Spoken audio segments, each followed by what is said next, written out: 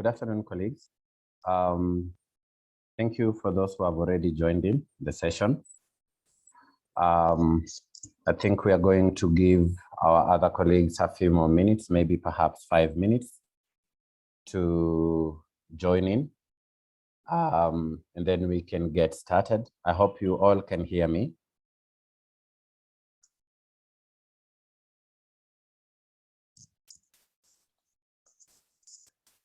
Perhaps Agatha, you can confirm, or David, you can confirm if you can hear me.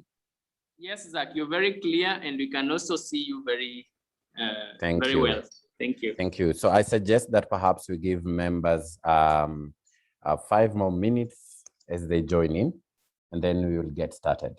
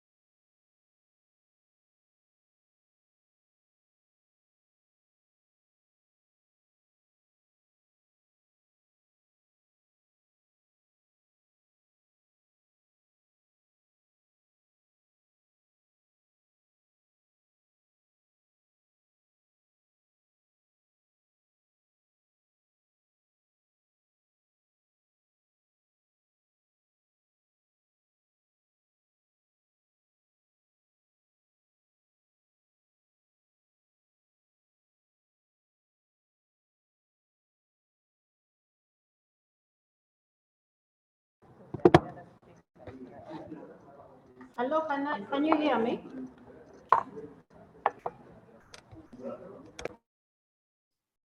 Yes, Agatha, we can hear you.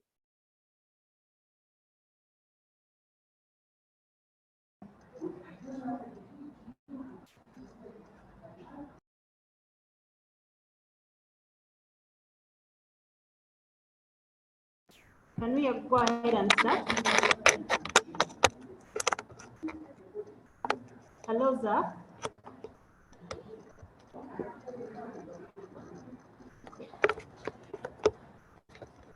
Maybe put on some headphones. It could help.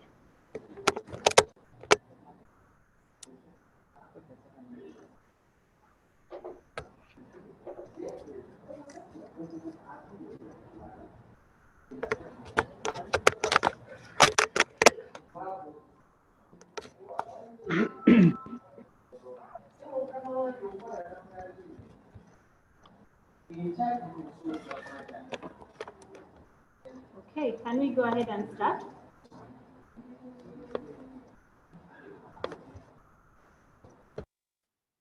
Please kick it off, Agatha. We are waiting. All of us are waiting eagerly.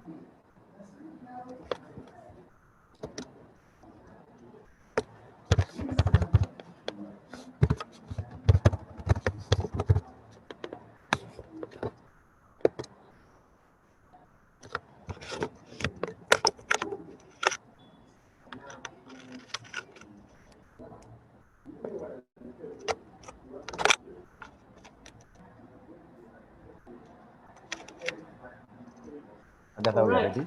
Good afternoon, everybody. Good afternoon. My name is Agatha Nensima, the Vice Chairperson to the Young Lawyers Committee for the East African Law Society.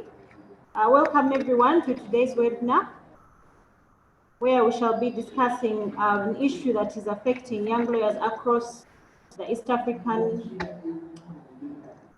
Law Association, across the different national bar associations. Just a few housekeeping issues. Kindly mute your microphone if you're not speaking.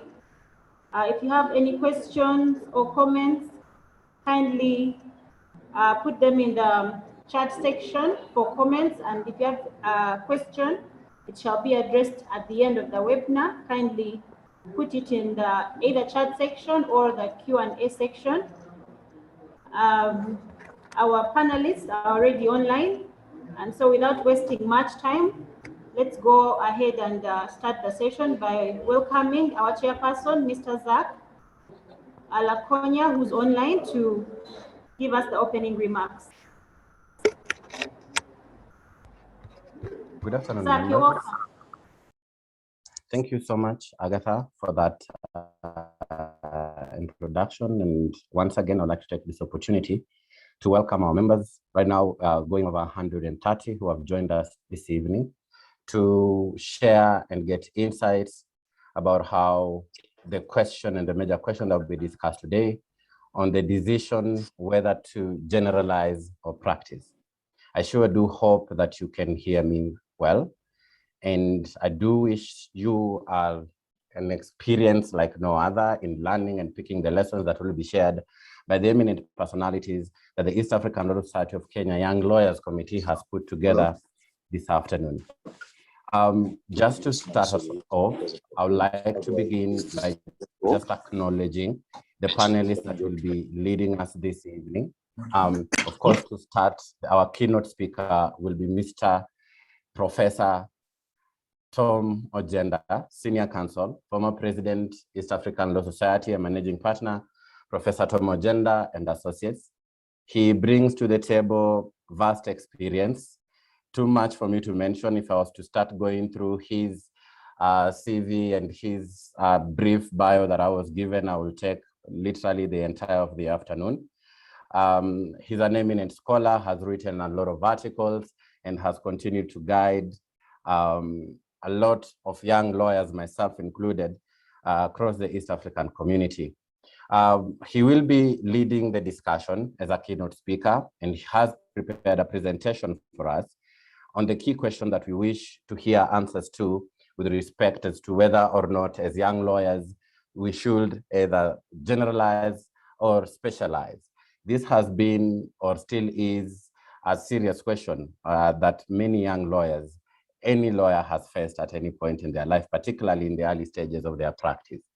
And most of the times we panic as young lawyers, not knowing whether or not we are making a mistake in the early decisions that we make, or if what we make in the early days of our practice is the ultimate thing that we shall do for the rest of our lives. And what is with the emerging areas of practice that nobody has ever bothered to go to. The sports law, IT law, all those things that are emerging right now. And you're wondering if I'm specializing in these areas that I cannot see people in, I am making a mistake. So without saying so much, I want to take this opportunity and welcome Senior Counsel Professor Tom Ojenda to begin us off with his presentation. Thereafter, we shall welcome the rest of the panelists as it has been shared. Professor?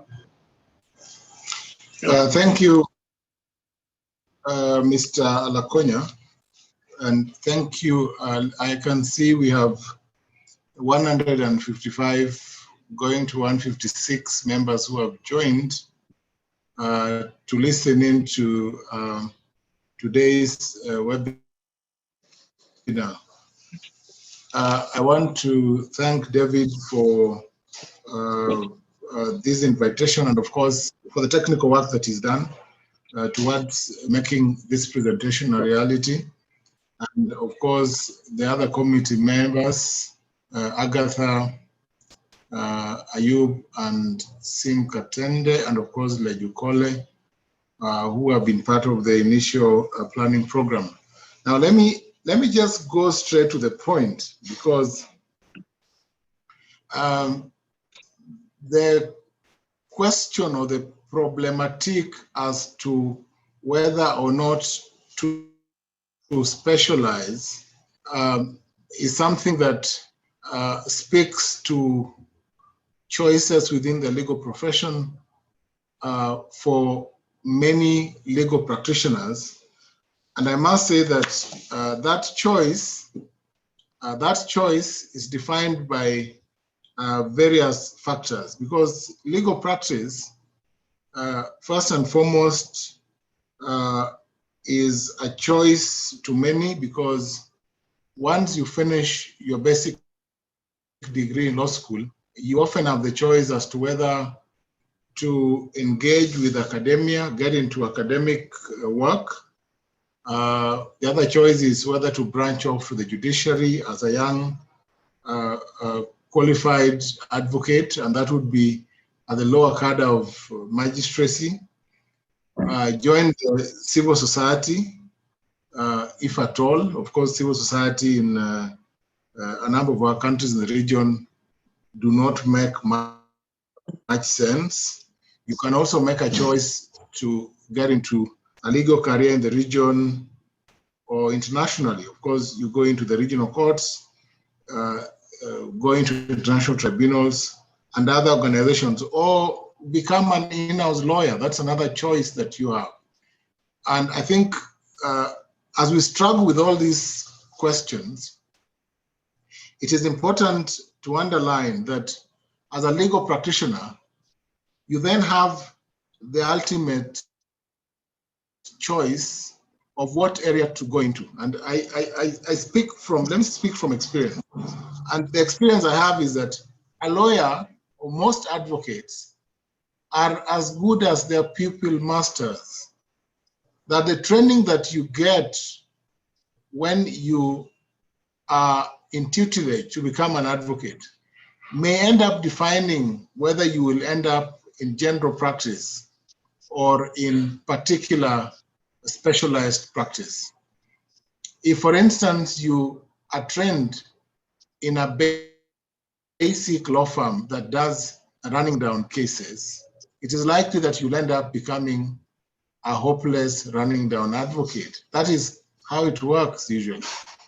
If you are trained in a big firm with partners and with a bit of manners, then you're likely to be a mannered advocate who will most likely specialize in an area defined by the kind of law firm that you have been trained in. That is how it usually works. Let me just get back to focus and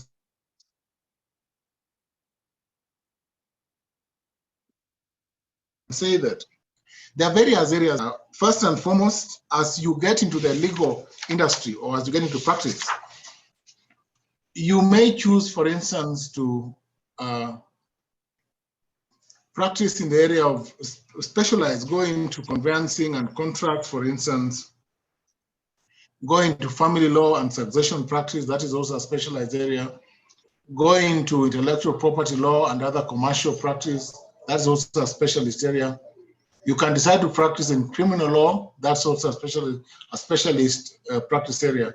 Or go into the more contemporary areas of practice, like finance, banking finance, insolvency, insurance law, and the more complex ones, mergers and acquisitions, or competition, or employment, or attempt technology, or ICT law, sports law, aviation, and construction that has now become common because of the many disputes in the construction industry. The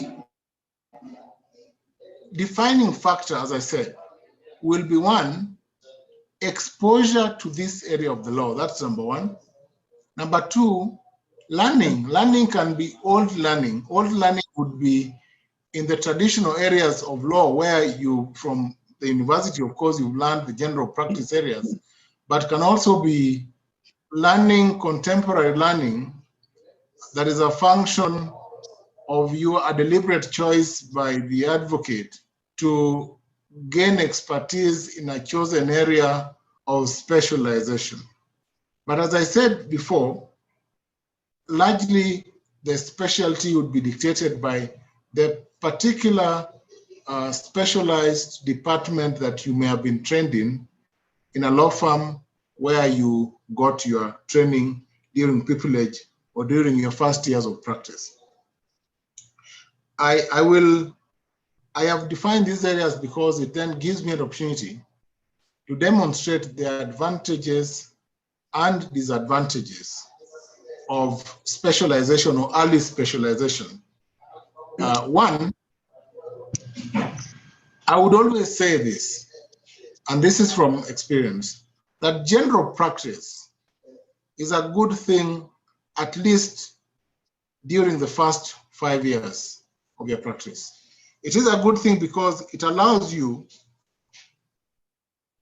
to have skills, to have the ability to understand the practice of criminal law, to understand the practice of commercial law, to understand the practice of various areas, and to also develop your skills during these first early years of practice. Remember, as a general practitioner, you pick everything that comes your way. If and as is the position now, advocates are not willing to absorb the many young advocates. And if you find yourself opening your law firm or your kiosk, say 3 or 4 years after employment, then you'll be better skilled to deliver to your clients if you are in a general practice. You can imagine an advocate who has been trained only in criminal law opening up their law firm, and their first client is a succession client. They will be completely lost. And those are the advocates that you'll find in WhatsApp groups asking for precedents. I see many of them asking for precedents in conveyancing or discharges and things like that. Because clearly you have a firm and you're struggling to keep up, and a client has suddenly appeared in your office and you have rent to pay and you must deliver to this client, and the client is a succession client, and you've never probably touched a succession file, or a divorce client. You have never specialized in family, or you never specialized in company law, and suddenly a client shows up and wants some returns to be filed at the company's registry. So you must consult experts who practice in that area, like ELFAs, you know. Then they will sort you out. That is how the reality works. And so what general practice does to you, and this is a skill, something I want to share with the young advocates who are attending this session. Interlinkages will best serve you. Keep your old friends who are in big firms. Keep your old friends who are in small firms, so that you are able to source the material that you want in case you do not have that material and you have a client who has showed up at your doorsteps, because you do not want to fail the client or not to deliver. Just consult. Leave that room for consultation. And that is why I always say that interlinkages are important. If it's a regional client, say from another country, you should have the doors open for you to consult an advocate. If it's in Uganda, have the ability to consult in that region. If it's in Tanzania, have the ability to consult. That is why I always say that one of the strengths of an advocate should be the ability to keep contacts, the ability to always network. And hence, the reason why we often have conferences and meetings, either regional or international, because those are fora that enable you to work with other advocates, enable you to enrich your outreach so that you can be able to be a better practitioner. Now, if you make a choice of legal specialization in the particular areas aforementioned, you're likely to suffer from a deficit of learning if you are not well schooled or well practiced well practiced in a particular area, because you only speak of specialization when you have some measure of expertise. There's an article I've shared with you on specialization, written in the Journal of University of Richmond Law Review. But at a more practical level, I know that the writer is speaking to the same questions. When Noah Randolph Rollins talks about a premature specialization, I know what he's talking about. Do not hold yourself as a specialist in criminal practice when you have only done one theft case, because you are not specialized. You are not a specialist. Do not write on your door that you are a specialist in immigration law when the only one single case you did on immigration law you lost. You know, and I see some famed constitutional law practitioners whose names cannot even be found in any law reports because the only case they had was a lower court case. You know, you don't specialize by picking one case and losing it. Specialization is a function of time, and there must be demonstrable results that show learning, relearning, and continued learning, and some measure of success in the practice of law in that particular area. So please, specialists, spare us this thing of opening an office and in 6 months you become a specialist just because you had a meeting with someone who went to court. I mean, you need to just be brave it and say you're a general practitioner. We will understand, and then keep looking for clients. And in due course, maybe in 10 years or so, you can talk about being a specialist in an area.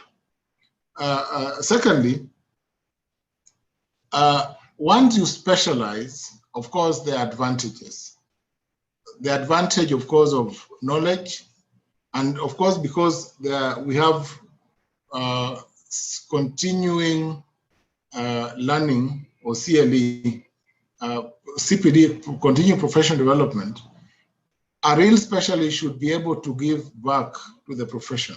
They should demonstrate skills by presenting or making presentations to the profession on their particular chosen area of specialty. They should present papers. And I said one of the things that a lawyer must do is demonstrate or show skill and to be out there. If you are specializing in an area of, say, electoral law practice, you should be filing petitions or defending petitions. We should read your name in the books. You should appear in the Supreme Court, in the Court of Appeal, and demonstrate your skill. But you cannot just argue election petitions. That cannot account for specialty. Now, specialization comes with the ability to charge higher fees because you have a special skill. And because you have superior knowledge and tested knowledge, you then can charge higher fees than other advocates would do. Remember, at least I speak for Kenya, the advocates' remuneration order, which is under the Advocates Act, enacted pursuant to the Advocates Act, provides for the lower scale of charging fees. It does not have an upper ceiling, so that the quality of advocate or advocacy will determine how much you charge. If you're a senior advocate or you're rendering special services, then of course you'll charge higher. If you are rendering, as I said, you're a specialist who will render extraordinary services to clients at extraordinary fees and speed, then I think you're entitled to charge extraordinary fees. And I think that is an important thing and an advantage in specialization. If you are not ready to specialize yet, please keep practicing, but keep defining areas that can enable you to specialize. there's nothing wrong in specializing in 2 or 3 areas or 4 areas, if those are the common areas of practice. If, for instance, you practice land law, property law, and conveyancing, you practice environmental law, you probably practice employment law and family, you can be a specialist in those 4 areas because it is within your capacity and ability to specialize. And I think specialization and the building of a niche, therefore, go together.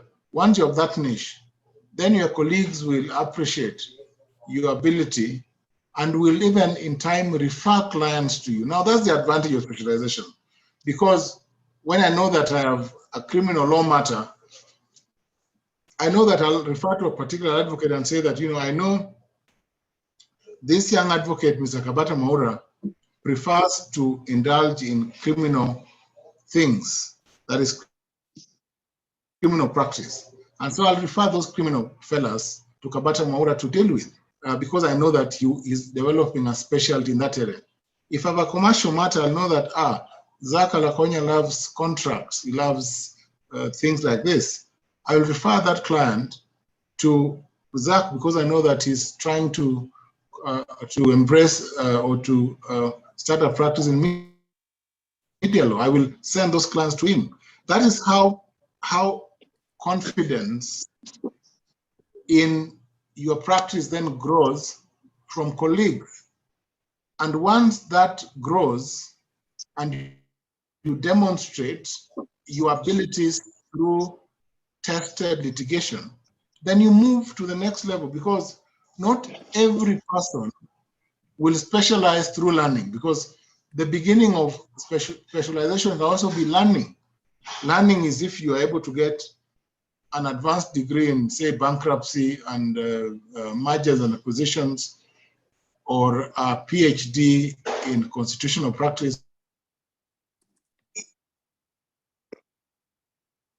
Then we'll begin by defining an area because it's the chosen area of study.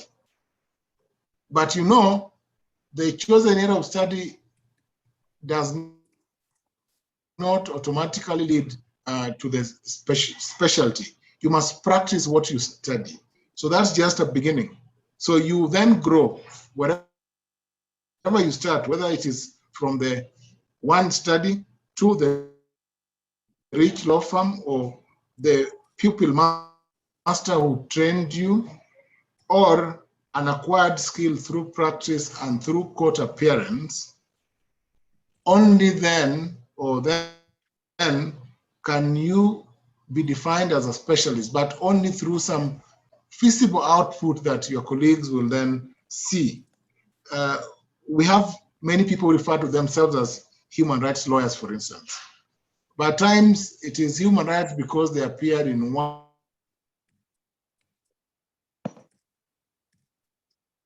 human rights case, attempting to find one case that they can hold on to. Please spare your colleagues. Do not call yourself a specialist until you are ready to be one, until you show that you're one. Let your colleagues map out and see what you've done, and only then can we then say that you are a specialist. Now, let me just mention, and I said this before, that a number of disadvantages of early specialization, many disadvantages. And that's why I always, before you talk about specializing, just think. One, of course,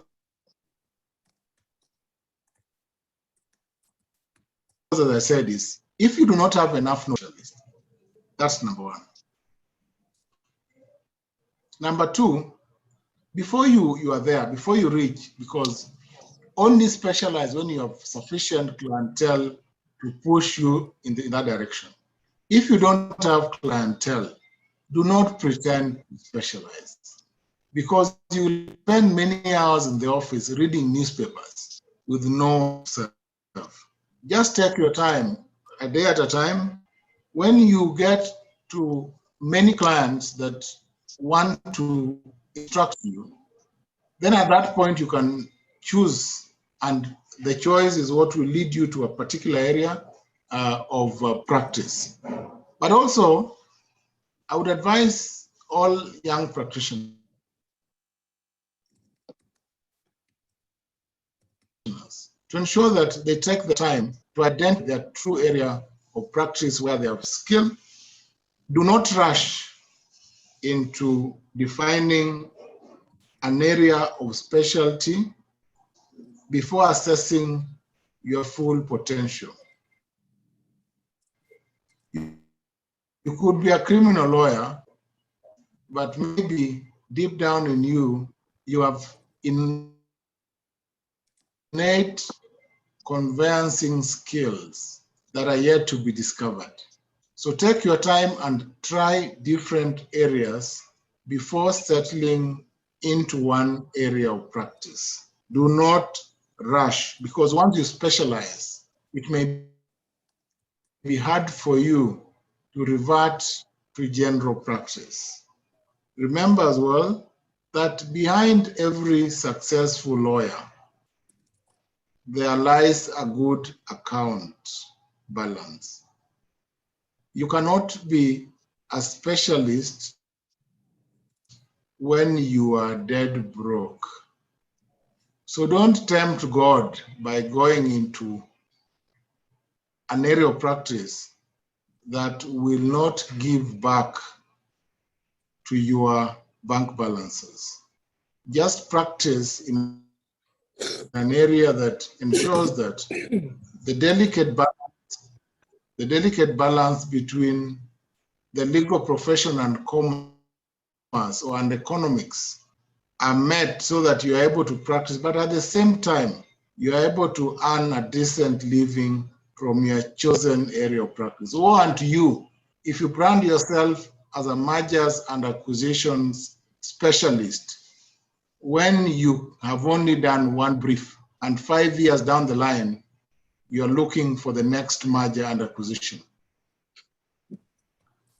So be very, very careful. I always tell this to my friends, be very careful. Do not, like if you are practicing in a town like Butere, for instance, or Voi, you know, or in Arua, somewhere in Arua in northern Uganda, you know, or you are somewhere in Changugu in Rwanda, a few hours from Kigali. Do not pick up specialized practice in those small towns, because often in those small towns, general practice will thrive. Stick to those small rivers, grow those rivers, and only then would you move to the big town, think of specializing. Because in those small towns, you have very small clients as well. And if you've chosen to be a small person in those small places, please stick to that smallness for the time being until you grow and you become of age to move to the next level. Now, so young lawyers, please take your time. Do not rush into specialization and learn from your masters especially to see how specialization will work for you. But also make sure that you do not specialize in an area in which you have no passion. Be committed. Know that it's an area of practice that you can run with as the years go by. And that is why you'll always be told by the senior lawyers that start with give general practice time. You'll have a lot of learning, many things to learn. You'll have vast experience. You'll meet many clients because general practice provides unlimited professional engagements. I note that many of you may not like the jack of all trades reference, but it is a beginning as you move towards specialization. In a matter of time, you should be able to get your identity when you do general practice, and you should be able to converge or to hone your skills towards a particular area. Now, so what is my recommendation? What way, which way for the practice of law? Personally, I would speak to a general practice as a beginning point. And I speak for myself, I did general practice, or I have continued to do general practice on many areas, largely because I was a law teacher and a practitioner at the same time. In due course, I realized that I was more of a practitioner than an academic, but I continue to publish and write. At the same time, I also harnessed my international linkages and did a lot in the area of consultancies with organizations. Now that was mixed, that is a mixed practice, you'd say, because I was doing both practice, doing teaching, and doing consultancy at the same time. But then I also got myself into civil society, the leadership of lawyers, and found myself as the president of the Law Society of Kenya, president East Africa Law Society, vice president Pan-African Lawyers Union, and got to sit in international boards in the US. But basically, all these were a product of interlinkages. But I did not stop there. I also got into these other judicial things, chaired the Land Acquisition Compensation Tribunal, sat in the National Environment Tribunal, and sat in a number of boards as well, became a patent agent. And so I was lost for choices because I was a patent agent doing IP. I was a general practitioner, but developed skills and interest in electoral law and constitutional law practice. At the same time, I published and continue to write. I have, I think, over 50 publications, 50 articles published in journals, over 10 books and book chapters. And I'm working on another book that should be out this year. You know, not that these things bring anything, but it's the mixed practice and that I've embraced and that I continue to appreciate that drives me to do these things. I think it is more of interest. Many of you will know that, for instance, the basic text that is used to teach at the law school in Kenya is my book, my land law and conveyancing book, property law and conveyancing. That is a text that I've done. Now this is the 3rd edition. I'm doing a 4th edition. I have a book on legal research. I also have 2 books on professional ethics. You know, all these are published for the love of the game, for the love of the law, because you don't get much out of these publications, but they're just publications that I do for the love of the profession. You know, this is the reality, that I find it hard to specialize in one area because I also do lots of law of succession, you know, and I think that my parting shot would be that young advocates should prepare to embrace general practice as they find their specialist area of practice. Combining these areas is interesting because it gives you the advantage of multi-skills. You end up being multi-skilled because I have the skill of an academic. I wear the feathers of a legal practitioner, court practitioner, a very vicious court practitioner.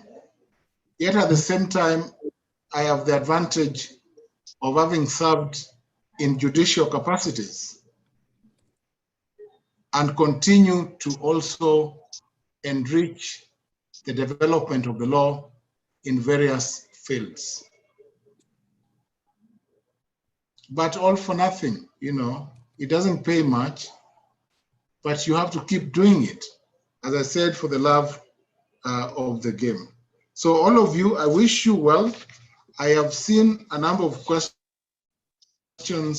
that have been shared, and my only advice to the many advocates that are here is, please do not limit yourself. Do not limit yourself. If you're able to give, please give it. Always take up cases that you have the ability to take up. Remember, clients cannot be turned away, but always ensure that whatever, however small the case may be as presented to you by a client, please ensure that you have the best output. Do your research, prepare the case well, and put your best foot forward. Thank you very much.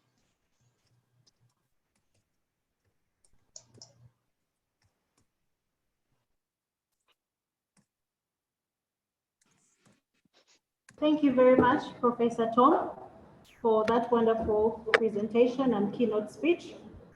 Without wasting any more time, please keep the questions coming in the Q&A session or the chat session. Our panelists are online, and we are going to get into our panel discussion. And our first panelist is someone that's not new to advocates from Uganda. That is Mr. Sim Katende. Sim Katende is a partner at Katende Sempewa and Company Advocates, and he heads the banking and finance, corporate and commercial, energy, oil and gas, M&A, capital markets, and TMT practices. He has wide knowledge in all the aspects, on all the practices above. He has practiced both nationally and internationally. He's recognized as a leading transnational lawyer in East Africa. He boasts of over 20 years multi-jurisdictional practice experience, having worked in New York, South Africa, and Uganda. Sim works collaboratively with global and emerging corporate leaders to execute complex transactions and achieve tax-efficient growth. He provides high-level insight into all aspects of complex transactions and has brought clarity to time-sensitive and deals and issues. He has worked closely with most of the leading commercial lawyers and law firms in East Africa, South Africa, and the United Kingdom, including most of the Magic Circle firms, and has developed an excellent working relationship with many of the key transnational lawyers in these firms. Sim is also known for strengthening bargaining positions and moving deals forward by understanding interests of all parties and all moving parts of complex transactions. He has structured, negotiated, and executed landmark multi-million-dollar deals and transactions in Uganda and also in East and Sub-Saharan Africa in the fields of capital markets, banking and finance, technology, media, telecommunications, insurance, private equity, PPPs, and project finance, energy, oil, gas, and mergers and acquisitions. Having handled some of the largest and most cutting-edge transactions in Uganda, Sim has become a go-to advisor for several local and multinational companies with new and unusually complex or large-scale transactions in the region. Clients have come to rely on him to provide thoughtful analysis, plain English explanations of complex legal issues, and to find creative solutions focused on overall business objectives. He is licensed to practice law as an attorney and counselor at law in the state of New York, as well as an advocate, commissioner for oaths, and a notary public in Uganda.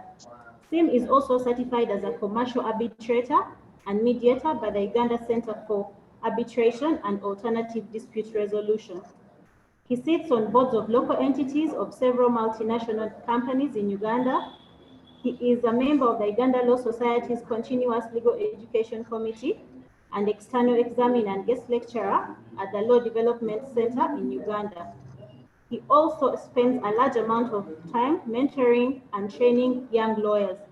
Ladies and gentlemen, help me welcome our next panelist, Mr. Sim Katende.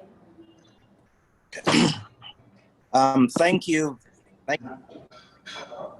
very much. I think for the previous speaker and the fellow panelists. And of course, I want to congratulate the previous speaker, the senior counsel. I think his talk was really good, and he's probably much what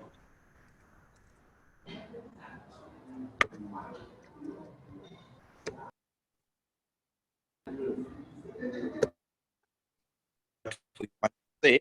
So I think in a short period of time, I'll just try to add my own personal take and what my views are on what specialization for young lawyers. Should I speak or not?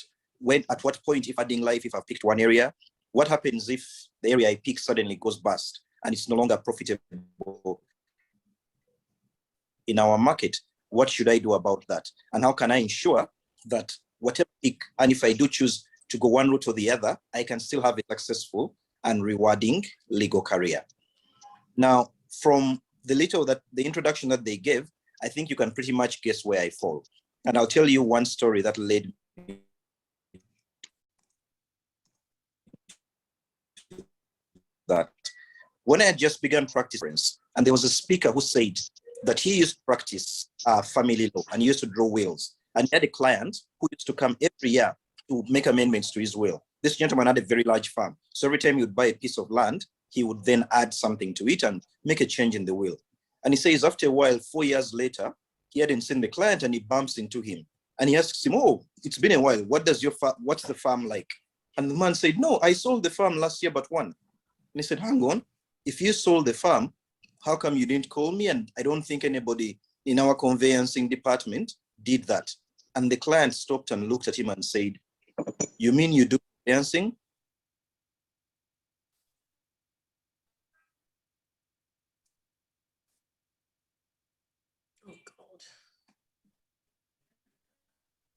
All along, I thought that all you do is wills. So once I had this matter, when they ask you, what kind of answer is not to say, "I'm a litigator, I'm a corporate lawyer, I'm a tax lawyer." The right answer is, what kind of lawyer are you looking for? Because either you can do it, or if you can't, you certainly have a partner who can do it, or you can refer somebody. I say, in my view, if you are going to practice within our jurisdiction, Africa, our markets are not developed enough for you to say, "I will only specialize in area A and hope that that area succeeds." Obviously, there will be a few exceptions. Maybe the people at the very, very top in that specialty, that handful of people will be able to say their work is exclusively that. But for everybody else, I don't think you can say, "I'm going to specialize in one area." You can specialize in areas that are related, but you can't say, "I'm doing one." So if I'm speaking for myself, because you do a lot of mergers and acquisition transactions, if you're doing an M&A, you will find you're dealing with employment law. You will find you're dealing with, obviously, commercial law, because there's a lot of banking and loans. You will find you're dealing with intellectual property. You find you're dealing with tax, because how do you structure it without it being tax efficient? The net result is you find you have to be, or you have to have at least a good working knowledge of most of those fields, whether you want to or not. And there's a simple secret. If you pick any topic, any area of specialization, and you pick the top 4 books on that topic or that specialization, and you read them, trust me, you will know more than 90% of the people about that. Just by reading the right books. My experience is that most of the transactions we do, if you are, I think if you're a decent lawyer, none of them is going to bring something that is so unique that if you go read, you can't figure it out. Most of the time, if you put in the effort to do the research, you can pretty much answer 95% of the questions, even if it's an area that's not your field. Or if you have an area where somebody really likes, just sitting down with a colleague for 1.5 hours, working knowledge of what you need to do to at least succeed. It is very rare that you will get that transaction where the loan document is so unique, 95% is not a precedent. So for the young lawyers, I am saying, yes, it's interesting to say I want to specialize, but I think if you want to think of specialization, make it more like you're not specializing in one area, but in areas that are related. That way, you will never go hungry. We live in a cyclical world. Right now, when I began practicing, we hardly had any divorce cases or employment cases. Right now, every second day, you get an inquiry on people divorcing. So you have to start learning to do that. So if you're going to specialize, my recommendation would be, don't specialize in a particular field, specialize in your clients. Meaning, specialize in figuring out what your clients want and figuring out a way to help them. Whether it means bringing somebody on board, whether it means working with others who like that area more. If you're going to specialize, put your emphasis on how can I make sure I am the go-to person for my client, whatever inquiry he wants. So if you don't work with X, who can work on that aspect, but you specialize in saying you are the person he goes to. If on the other hand, you tell him, I don't do criminal law, and he goes to somebody else in another firm, and that person performs so well, chances are, if you are getting 5 calls a week from him, your calls may drop to 0 because he may say, I found somebody better. So if you're a young lawyer, I say, don't think of specializing immediately. Think of it like when you are by the time you go to senior 4, maybe you cut them down to 9 or 10. By the time you go to senior 6, probably 3 or 4, but you never did one subject. So think of it in that sense. Think of yourself as somebody who's saying, I am doing more of this kind of law, but I don't shut it out entirely. Most of my practice is corporate law. So I spend a lot of work dealing with banks and loans and the like. But inevitably, because you're drawing the loan documents, when it comes to enforcement of those loans, when it comes to recovery, when it comes to litigation involving that, you end up being the same person doing it.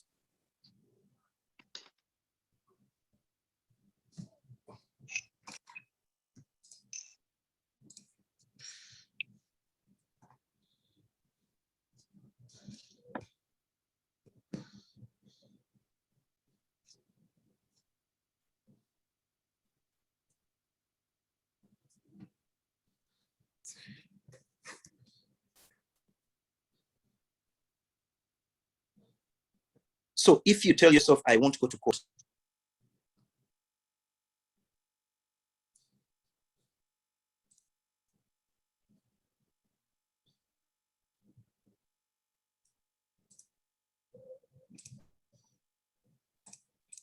what's going on with this thing? Okay. Hello, yes. I was saying that the little experience I have is, it's always good if you want to remain relevant in your market, if you want to remain relevant to your clients, and if you want to ensure that you can pivot from one area to another, depending on the changes in the economy and the season, that you have not pigeonholed yourself in one area, you are able to be flexible to go to another, and that your clients have the confidence that you will find a solution for them, even if it means you temporarily retaining somebody else to work with in that area. So my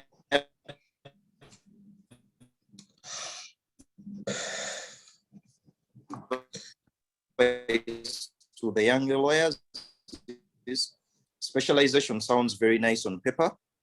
In very deep, you should think about it as, I will do more of the work which I like, but I should not cut myself off from anything else in particular, because that might be the one area which puts food on the table, and it might be the area which ultimately you find, whether it may not be as rewarding, for you, but it may be the one which is more rewarding.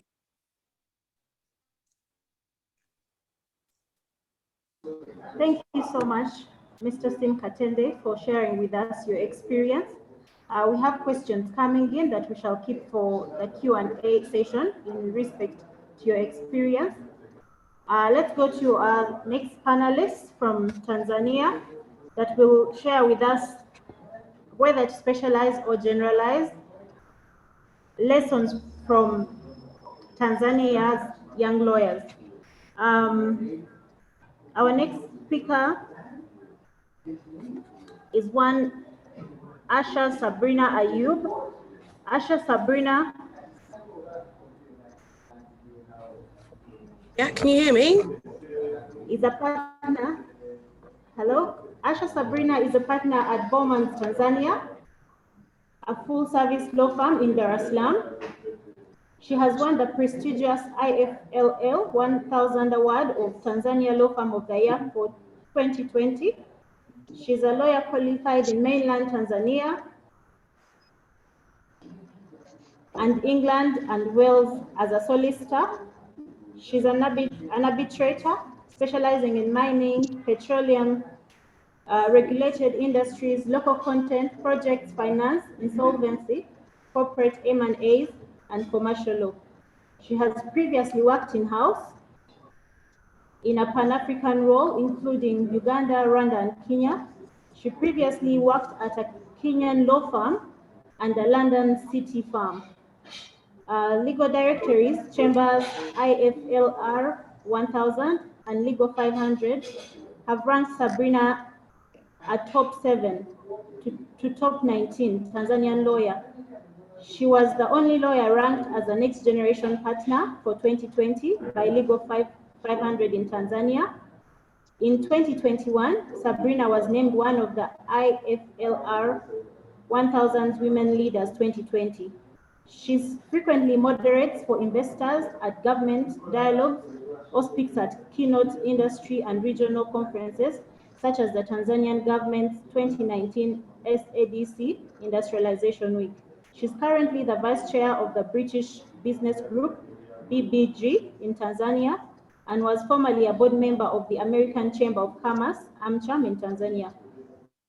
In addition to the Bachelor of Laws degree from the University of Southampton and a postgraduate diploma in legal practice, she has completed various specialist courses, including oil and gas law at Centre for Energy, Petroleum and Mineral Law and Policy in Scotland.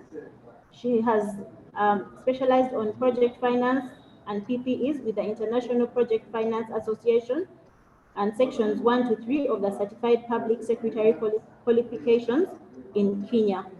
Let's welcome our next panelist to give us the experience from Tanzania. Sabrina, you're most welcome. Okay, perfect. Can you see my screen? Sorry, can you see my screen? Yes, I've shared. I can see you.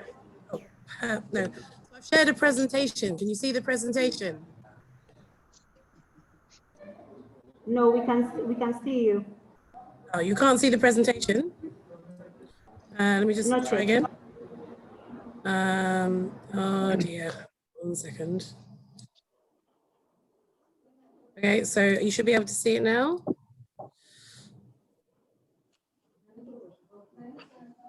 See that?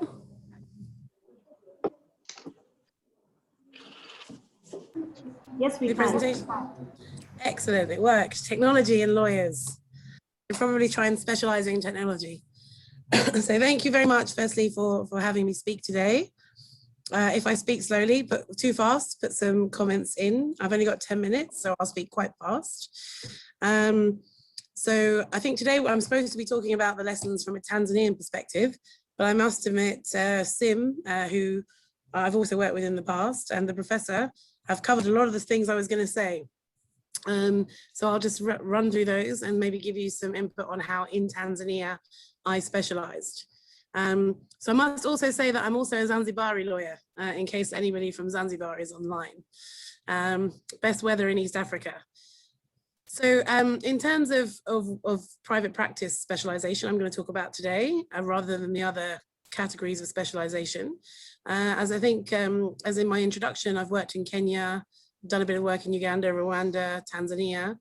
And I think the first question to ask yourself is whether you're in the right place to specialise, which I think is being covered. But by way of example, we are always competing against the international law firms. And in London, for example, you might have 500 to 1,000 lawyers in one office. And I actually trained in London before I moved back to Tanzania. When I worked in Kenya, I worked for a very large law firm in Kenya. And there are 100 lawyers in that office, so people could specialise. In Dar es Salaam, in Tanzania, the biggest law firms have around 15 to 20 lawyers. So it's very hard to specialise, even in the top firms in some of our jurisdictions. And I work at Bowman's Tanzania, which is one of the top firms in Tanzania, with Dr. Kapinga. It's very hard for us to specialise. And in fact, I could give you an example from Bowman's. So I've put in our lawyers here, they're our partners, and you can actually see the specialisms for every lawyer are significant. We all say we specialise in various areas.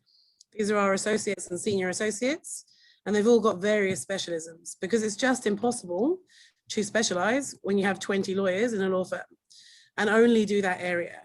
And in fact, one of the reasons I preferred working in Tanzania than London is because I could be a better lawyer because I didn't have to specialise.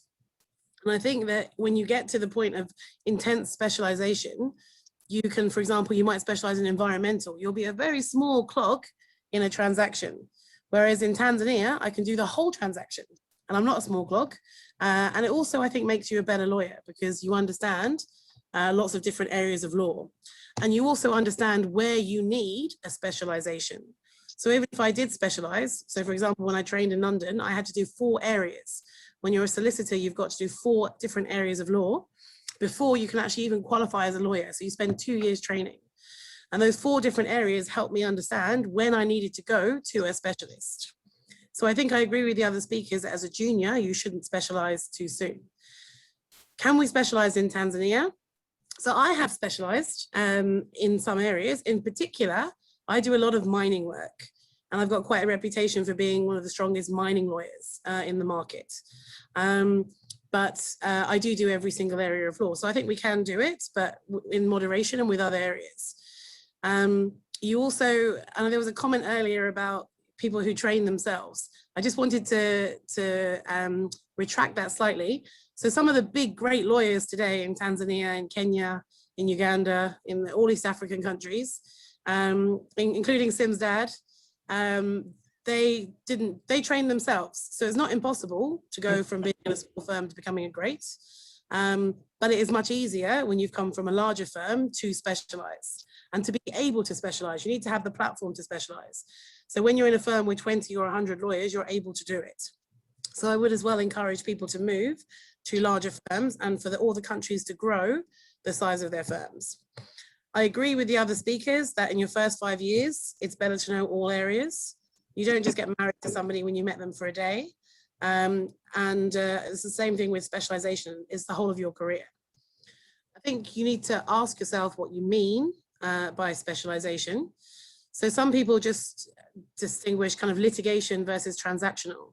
And I think you can choose whether you're a litigator or a transactional lawyer quite early. But maybe at least after kind of 2 years of trying both. I think it's very important. I actually think litigation lawyers are better academic lawyers generally because they know all the cases as opposed to transactional lawyers. But the transactional lawyers need to know those cases. And they are the prevention rather than the cure. So as a transactional lawyer, you need to know what people are going to litigate on if it goes wrong to make sure that your documents don't include those problems. So I think it's particularly important that you've tried both. I think it's very hard, and I'm sure the other panelists will agree, when you get more senior after say 2 years, or even when you're junior, it's very hard to mix a litigation practice with a transactional practice for one person. And that reason is because transactional law tends to be very, very fast. And your client emails you and they're in Australia and they want a response right now. Whereas when you're in litigation, you might be stuck in court all day. It's often hard to make calls, particularly on large team things. Litigation runs a bit slower, but it's much more time intensive when you're actually in court. So it's quite hard to run the two practices side by side. So that's why I suggest you choose one of the two when you get to about 2 years.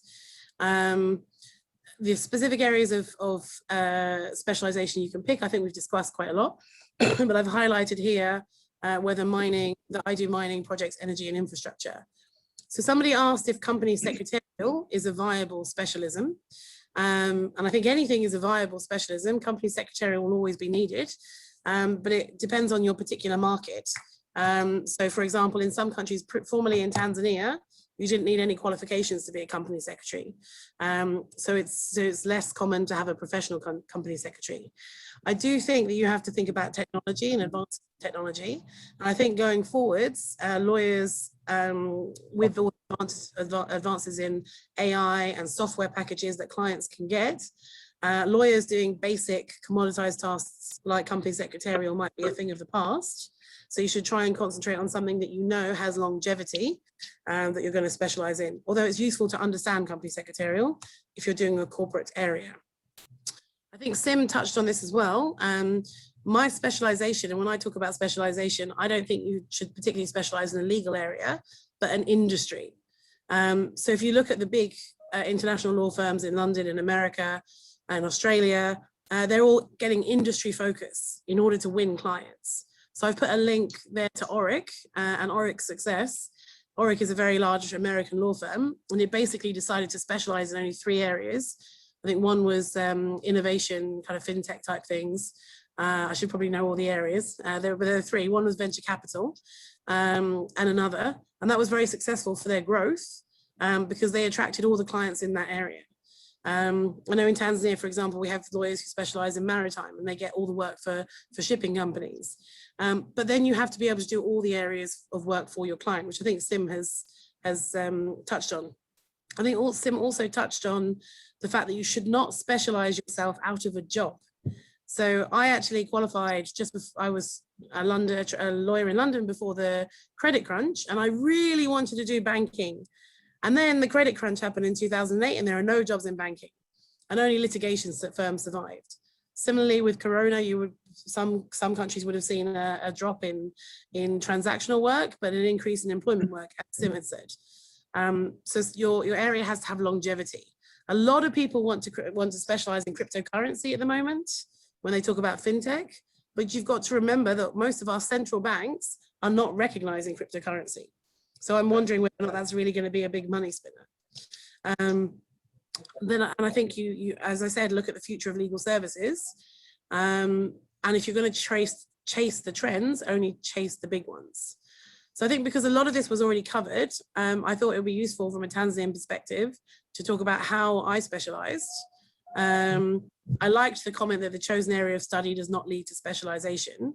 And what I would want to warn people as well, young lawyers in particular, don't waste hours and hours and hours and hours and hours of your day looking at your specialization when it's not something in your hand that you're actually going to be able to achieve. I've managed to specialize in mining with not significant time expended outside of my day-to-day work through a few choice steps by myself, which I'm going to talk about now. But I think the key to success, I think the formula for success is said to be 1% inspiration or talent, 40% hard work, and 50% luck. So I'm going to tell you how to make your luck when you get to specializing. So if you choose an area that you do want to specialize in, so I did it through, I did every area of law. I actually qualified into private equity in London, but I wanted to do more projects law in Tanzania. I enjoyed a mining deal. When I was an associate then, I created a seminar on local content and mining developments. And those seminars helped me to win some clients, just 1 or 2. And the seminars get bigger and bigger. I also had the personality for the industry. If you want to specialize in a particular industry, you need to have the personality for the industry. If you want to specialize in construction or mining, and you've got big burly miners, you have to be able to talk to big burly miners and your clients have to like you. So you just have to make sure that you do have the personality for the relevant industry. I also joined the mining trade group, Tanzania Chamber of Mines, the general trade group, the Tanzanian Private Sector Foundation, and others. So I'm actually vice chair of the British Business Group, and I was formerly on the American Chamber of Commerce to gain some knowledge on market. I went on short courses, not long courses. I didn't go and do a PhD, although I'd love to have a PhD, just because I didn't have time. As a young lawyer, it's more important you're spending your time learning the law than it is going off and doing business development, because that's your foundation time. So there's some really easy short courses you can do, including ones online that can go on your CV. I did my work well, so I was recommended to more clients. I wrote a short client alert. I don't spend my time on social media. And I had the right platform. So working at Bowman's, for example, in the mining in Daba, I got to go, and we got to get the Tanzanian and the Kenyan heads of the mining commissions and ministers to actually come in South Africa to our Indaba event. And that's because Bowman's is the right platform. There's a lot of experience in the group, and we can sell across Africa. I created more seminars. I got to know the regulator. So actually last week I was invited to Parliament for the Minister of Minerals' budget speech, and it was only the 4 biggest mines in Tanzania, the Tanzanian Chamber of Minerals, and me.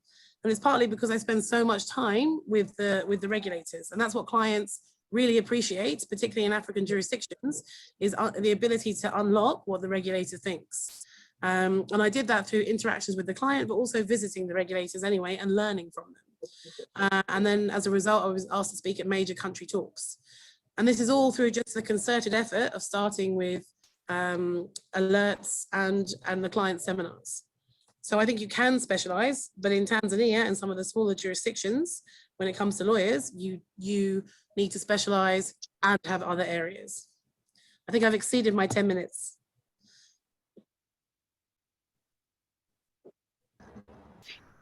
Thank you, Asha, for your insight in the lessons from Tanzania. There are questions coming in. We shall address those questions at the Q&A session. Let's move to our next panelist from Rwanda.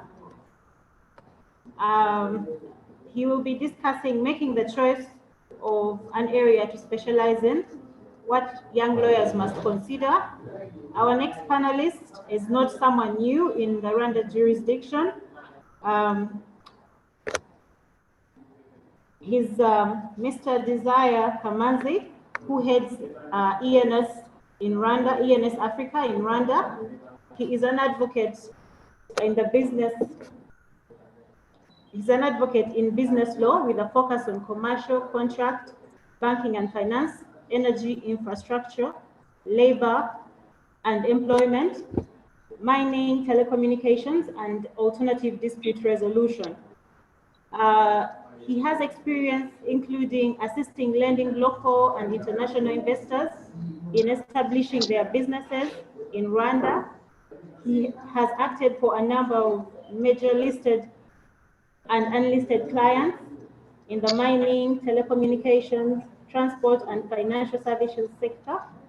He serves as a Secretary General of the Rwandan Law Society and has advised the Rwandan government through its investment and export promotion agency, currently the Rwanda Development Board, as its chief legal counsel and director for trade and investment promotion. He has lectured at the law faculty of the National University of Rwanda. He has been intricately involved in the drafting of key priority areas of the Rwandan law. Desire is recognized as a leading recommended lawyer by Chambers Global Guide 2021, 2020, 2019, all through to 2015, General Business Law, Rwanda. He's also listed in the IFLR 1000 Financial and Corporate Guide of 2021 through to 2015, in the banking, disputes, energy and infrastructure, M&A, project development, and project finance, leading lawyer. He's highly regarded in Rwanda. He's also listed in the Legal 500 Guide as an outstanding lawyer for 2016 in the Legal Market Overview of Burundi. Let's welcome our next speaker, Mr. Kamanzi.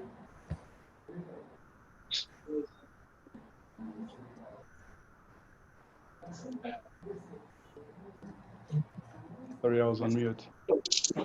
Good afternoon, everybody, and thank you, Agatha, for the introduction. I just wanted to share my screen.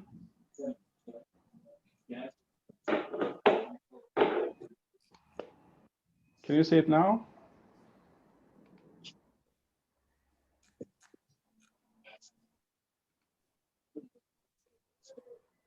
Could you confirm whether you're seeing my screen? No, we can't see the screen. We can see you. Sorry, let me try again.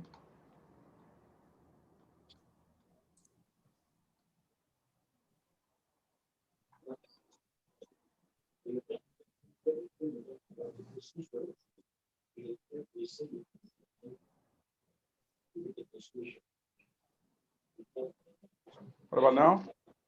Yes, we can see it now. We can see it now. We can see it. All right, thank you very much. So I was asked to make a presentation on, really to focus on specialization and allow, maybe take a side where specialization will be something to consider for young lawyers. And from the introduction that Agatha made, of course, you could see that, as much as yes, for some of us, while we would be advocating for specialization, we indeed are doing more than one area and are not really that much of a specialist. So I thought maybe this is going to happen pretty quick. I thought maybe one could, assuming that, we do have participants from the various East African countries. We do have, some from Burundi, others from Kenya, Tanzania, Uganda, South Sudan, and Rwanda. I do not really want to go into your secondary studies, but let's talk of law degrees, how really we start our love of the law. So when we go to our law degree, our law schools, our faculties of law, we do receive general training. So where we get the basics and the fundamentals, and the slightly specialized courses and classes come in the last years. Some have 3 years, others have 4 years. My training, I had 4 years, where the first 2 years were general, and then the last 2 were pretty specialized. So while we're navigating through that, we're learning. That's when one really starts, getting, picking up, some passion. We do like certain teachers more than others, and that really pushes us towards them and their areas of specialization. And for some of us, I'm not sure it's really happening in all the East African countries, but we used to have, all these major papers or dissertations we need to present at the end of our law school. So that one will allow you to go deeper in some areas where you believe either there is an outcome, there is a potential market, when you graduate, or, it's an area which you're pursuing because, you have a supervisor, or a director who interests you, who you want really to follow in such a practice. So that's how one will pick. Some will pick, commercial law, others will go into human rights, others go into criminal. But, really, that's when a specialization starts. And most of the time, when you go on the market, because again, not everybody with a law degree will become a practicing attorney. Some of them will go, as some speakers alluded to, some will go into civil service, others will go in-house. So that's really will orient you, towards where you're going to be doing your first assignments post law school. Then for those that decide to go to private practice, again, I'm talking of Rwanda because it's changing a bit. I know in Uganda, Kenya, Tanzania, you do have all these legal practitioners, even in-house, they do the LDCs. But in Rwanda, it wasn't the case for many years. It only started a few years ago. So today, you get now, for you really to be admitted into the profession, you have to go to a bar school. In Rwanda, we call it Institute of Legal Practice and Development. I know in other places you call them LDCs. So again, when you go into this, practice and dictates of the general legal profession are emphasized. You get hands-on experience, shared by professionals. Professional ethics are taught. How you run private practice, and then you get various practitioners sharing, experiences and sharing, all these new areas of the law which are coming on the market. Some spoke of sports law, entertainment law, fintech, privacy and data protection, etc., etc. But really, none would advocate, or emphasize on specialization. And again, this is for valid reasons, for all what the colleagues, were discussing. Then, as the likes of our professors and our other colleagues, some will go for further studies. Again, here, yes, it can be a passion, someone to go into the academia. Others really want to pursue a certain expertise. They'll go for LLMs, they'll go for master's degrees, they go for PhDs. And again, here, that's when they focus on a given area, on a specific area, and can slightly be called specialist, although most of the time it will be theoretical and not practical. Asha and colleagues also alluded to this. We do also have certain practitioners who indeed will specialize because of a dedicated practice and a focused practice. There'll be various reasons. I mean, some of them, found themselves on the market being specialists and maybe taking an opportunity that was available, and they mastered it and become specialists. Others will do it because they have failed maybe to get further degrees, means to go for masters or PhDs, and others will teach themselves, to really become specialists in a given area. So, in all of this, having provided the background of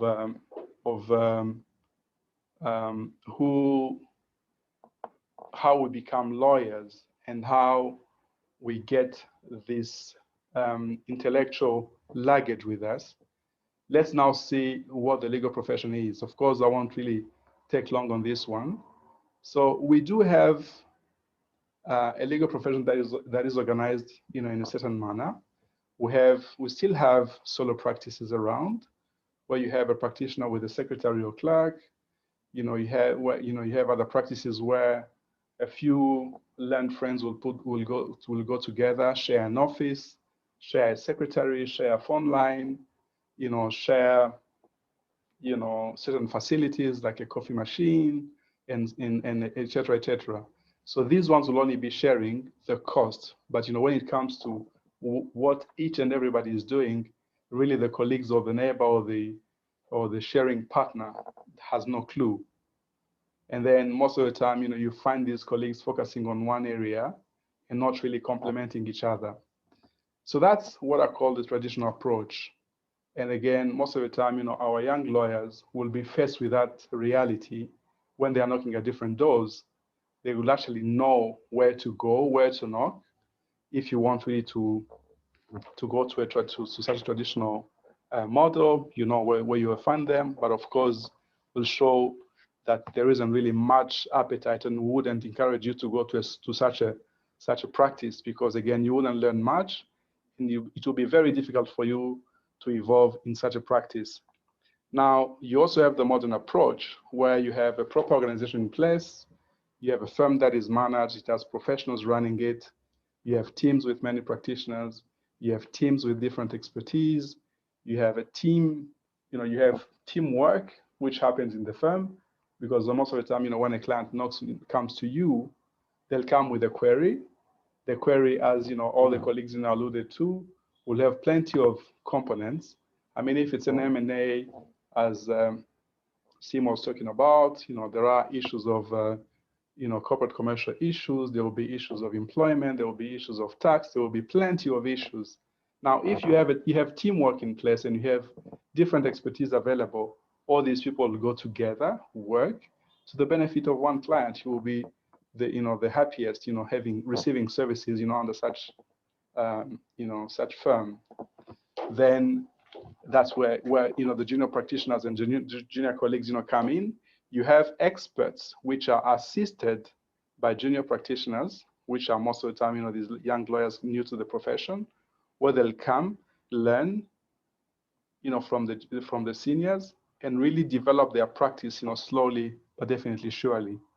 And then there is also a path for growth, where you see you'll come in as a junior, you'll become an associate, you become a senior, up to partnership, which also in a sort of career planning is appealing to a young lawyer.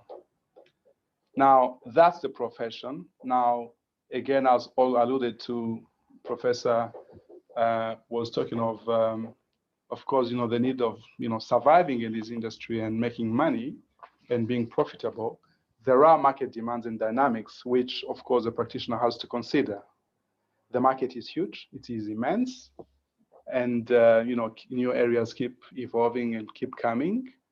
You know that clients, will be fee sensitive. They wouldn't really want to pay someone to learn. I mean, if you are a young lawyer, trying to charge, $400 an hour, that will be a no-go, because the clients will be like, I mean, you'll really spend lots of time, because you'll take time to read the law, to understand the law, to check. And then if you're really recording your time, definitely you won't be affordable, and you won't be appealing to a client, who will have to pay all of those fees. So clients would ideally wish to find answers to their legal issues under one roof. So that's an appeal towards firms working as teams and with many areas of expertise, as the example I gave earlier. And there wouldn't really be any appetite. Let's say if I have an issue, I have a lawyer helping me with employment matters, a lawyer helping me with a criminal matter, a lawyer helping me with an intellectual property matter. If I go to various firms, let's maybe take an example of the practitioners. If we are all in one jurisdiction, one goes to Sim, one goes to Sim, and to Asha, one goes to Desiree, one goes to another. I mean, the in-house legal counsel is only one, or maybe has an assistant. So if he has to manage the 5 or 6 practitioners, it is not really appealing to him. But if he was dealing with one firm, that's really very easy to manage. That's very easy to handle the billing. That's very easy to manage the relationship. The standards are the same. They're predictable. I mean, you can even think of things like font. Sim has his font, Asha has her font, I have my font. I mean, when the email goes to a client, the client is like, where is this coming from? All of that can be confusing. But, when you have that harmony, it is appealing to some of our clients out there. Now, having spoken of, the background, the market, the profession, and all of that, what should young lawyers consider to really navigate through, this profession and be able to thrive in the profession? Like everybody said, I mean, as much as, I would slightly disagree on certain, in certain proportion, it's clear one cannot be a specialist in everything. Nobody really advocated for that. So the target clientele, which is the one we're targeting, because again, we're not doing pro bono work only. The target clientele is looking for organized, reliable, reputed, and specialized teams. The market in which we evolve, we're working is still evolving. I mean, you have certain markets, which will be more sophisticated than others. I won't give examples, but you will understand.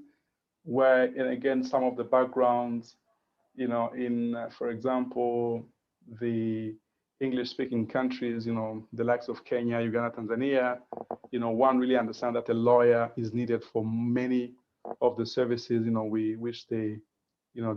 which are provided, in the society. In Rwanda, for example, in Burundi, people think that a lawyer is needed only to go to court. That becomes an issue. We'd still have lots of, I'm sure that happens all over. You will still have lots of people coming for free advice, because of families. Some will say, I have a son, I have a cousin, I have a nephew who's doing this and that. Let me go look for free advice. That is much, very much there. But in all of this, while those are some of our clients, but we do have corporations which are there, which need services, and which are the ones we should actually be targeting. Now, having realized that you cannot be a specialist in everything, realizing that, of course, picking only one area cannot really sustain you, cannot really allow you to survive, and of course, recognizing that nothing is easy in this profession, that really you have to follow your passion, because when you're passionate about something, when you bump into an issue, you're actually ready to fight and continue. So I will advocate for to the young lawyers, suggesting that they pick 2, 3, 4 areas of interest. Asha was talking of an industry, I would also really be, going towards that route.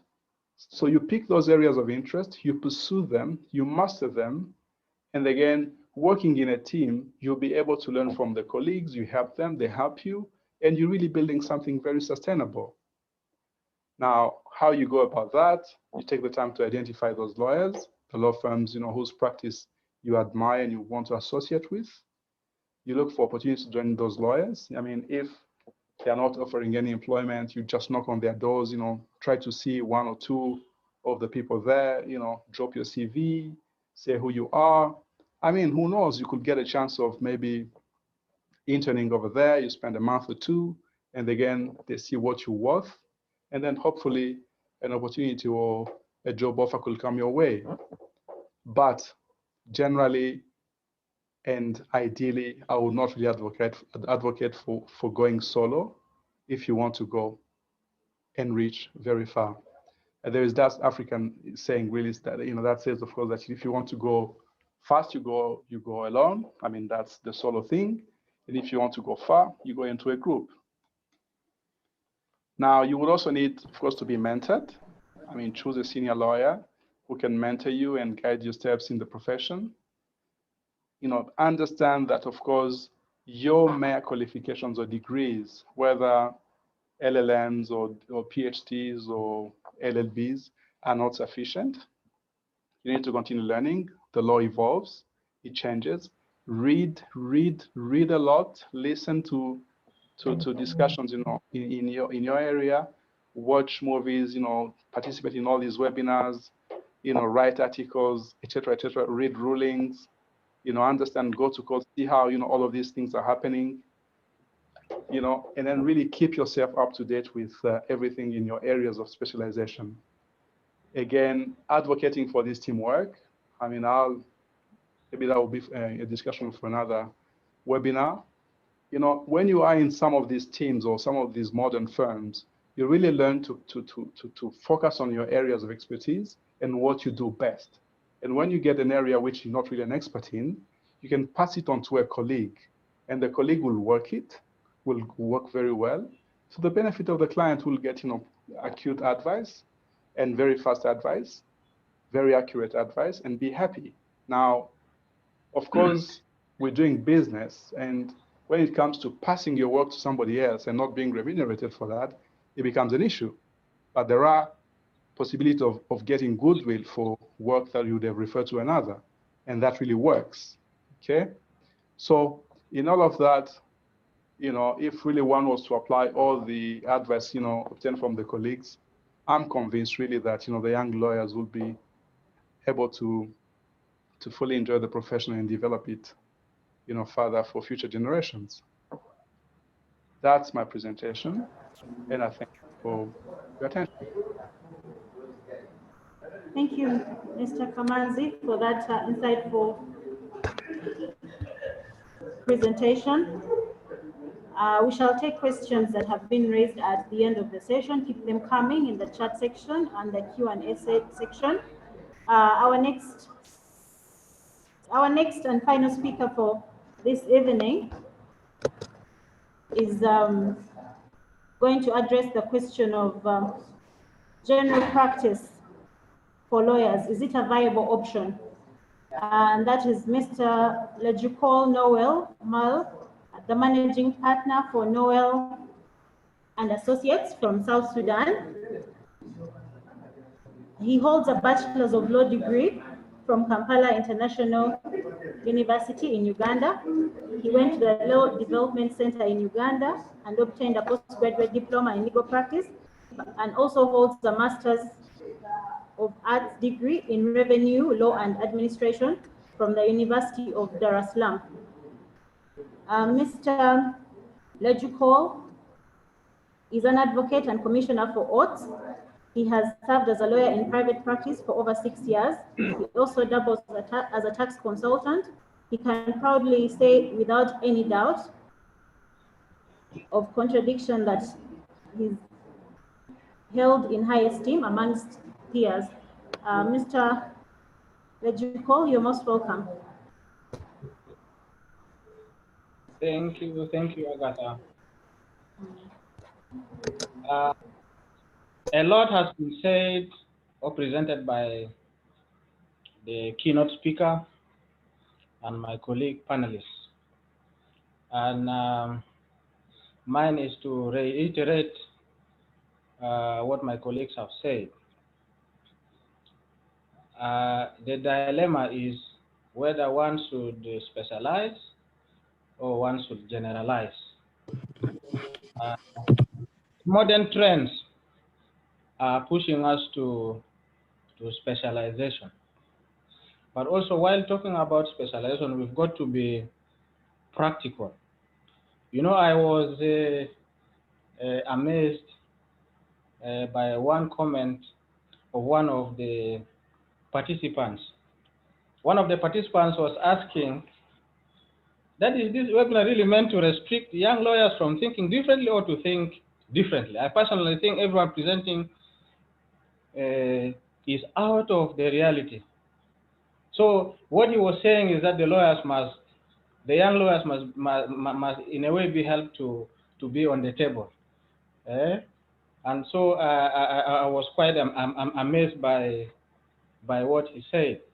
So is it a viable option to generalize? Just to reiterate what my colleagues said,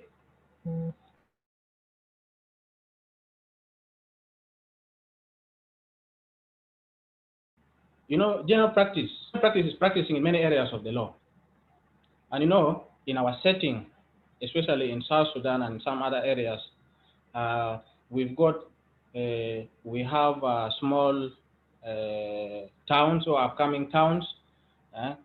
It is the right setup for general practice, where you'll find that most of the law firms are small.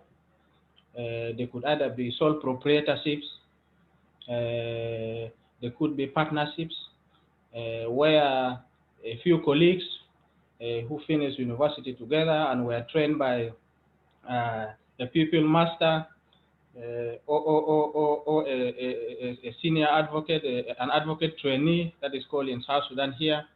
And so they decide to form a law firm. And so the only viable choice for them to do is to actually do what they have been told. You know, when you join law school, there is a book written by Granville Williams called Learning the Law. And in that book, it is said that a good lawyer is he who knows where to find the law. And so, always when a matter is presented to a lawyer or a young lawyer at that, what the lawyer will only be thinking is there is nothing that is difficult under the sun. And so, you know, so sometimes and most often in our setting, it is the only option to generalize. And sometimes also, you know, it is difficult to specialize because of the legal regimes in the country where you are practicing from. Because in other countries, there are laws that regulate specific areas of the law that are either inadequate or they are not developed. It is also good for me to reiterate that students studying law, while studying in the university, you are taken through or you are taught many areas of the law within 4 years. And the areas include contracts, company law, land law, torts, trust, banking, employment, insurance, bankruptcy, arbitration, the law regarding children, succession, criminal law, and so on and so forth. While studying as a young lawyer or as a young student lawyer, you would pick, and I believe you picked interest in a few subjects, a few of those areas of the law. For example, I picked interest in tax law way back in the university. and I actually excelled in it. And so you see, so specialization, the thought even of specialization begins while you are still at the university. You see, it begins while you are still at the university. So it is now good that when you finish from the university and you are still you are under pupillage, or you've already been admitted in a law firm, or you formed your law firm, that you practice a wide array or most of the areas of the law. It is always good within the 5 years, as Professor Otiendi said, and some of the other panelists say, that it is always good in the 5 years of a lawyer's career to do a soul searching. To do a soul searching. You know, when I finished in 2012 from the Law Development Center, I came to South Sudan, and I was in a law firm, and so while I was in the law firm, I realized the clients, most of the clients that I was representing, were having certain challenging issues in the area of taxation, and so that was what prompted me to, you know, to go and do a Master of Arts in Revenue Law and Administration. And anyway, by chance, I am a tax lawyer, I'm a tax expert. I do now specialization in taxation. And so it is always good as a young lawyer to know a wide array of the law. Ultimately, one thing that we should know is that you cannot say you are specializing in taxation or employment law, and so you are not specializing in litigation, you are not specializing in criminal law, because all these aspects, all the other aspects of the law, all the other areas of the law are tested. They are tested in the courts of law. As a firm, it is always good to have, or to dream to have a hodgepodge of experts of the law. So as a small law firm of 2 people or 3 people, let me be practical here. It is always good, while dreaming about modernity, about having a law firm of 5 people, it's always good that the 3 or the 4 of you are experts in different areas of the law. It's always good. And if you do not have the expertise, it is always good to devise a way of making sure that your colleagues go to school to master in those areas. One thing that I want to say is that while studying, I still want to emphasize, while studying, you are only taught to know the law. When you come now to practice it, you are made to master it.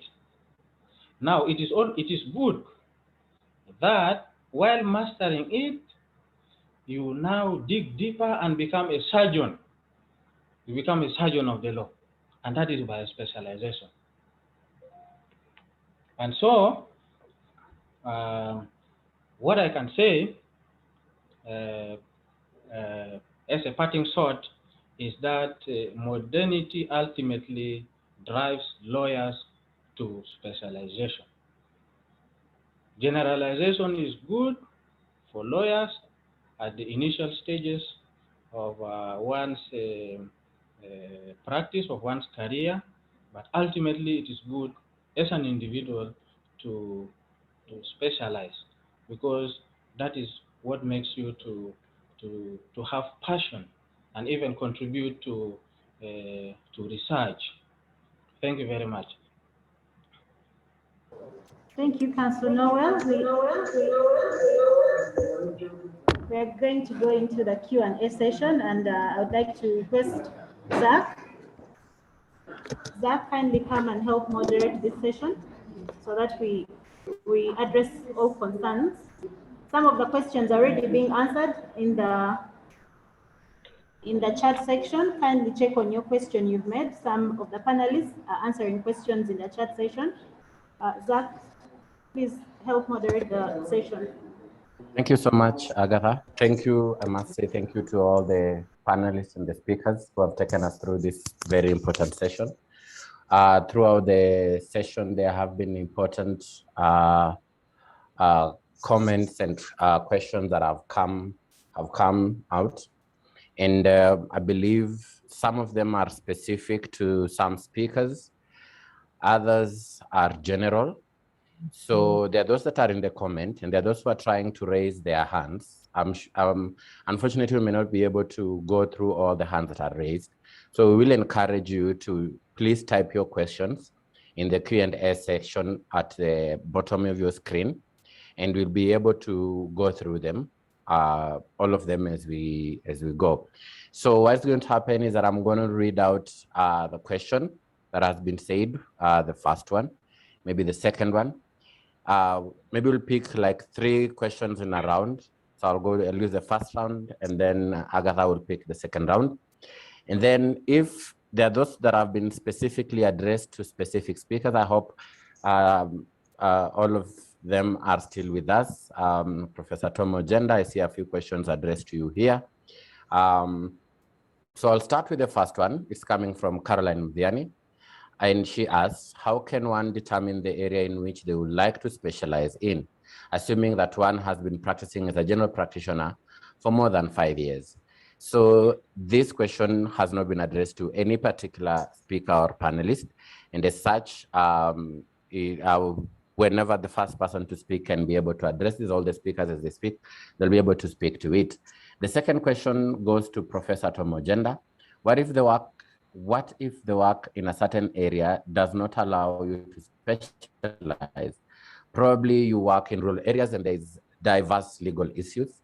I think this has also been spoken to, but Professor, you will be able to come and address this. And then finally, would you advise a lawyer to work with the NGOs? So Professor, perhaps you can come and address those 2 questions, as well as the other 2 are also specifically yours. Prof, how do you choose the topics to explore when writing your books? They were very helpful, by the way. Thank you. I think that's a comment you want to make on. Prof, thank you so much. Question, what of the issue of sticking to your true north, even when you are in a different field of law at the moment? I'm an in-house counsel, but would love to join consultancy. We'd love to join academia and consultancy. So, Prof, there you go. Are you ready? Are you there, Prof? Yeah. Thanks, Zach. I think the first question is open-ended. How do you go into an area, or how do you choose an area to go into? As I said before, a lot of what advocates do is shaped by the training that they get during pupillage or during internship, as I said. And it is this, the influence on what you choose will largely also depend on the law firm, where you are, the kind of professional company that you keep. And herein, I mean, the kind of exposure that you get after university, because that is what will shape your professional destiny. But also the deliberate effort that you make as an advocate to go into an area, the deliberate effort that you make, for instance, if you choose to pay for a training or to join a training in IP that may eventually be your chosen area. You could choose to go into civil society, like the third question has seemed to refer to. That may also be your area. So I think largely the buck stops with you. Your choice, your style is your choice. It is as good as what you think you are comfortable in.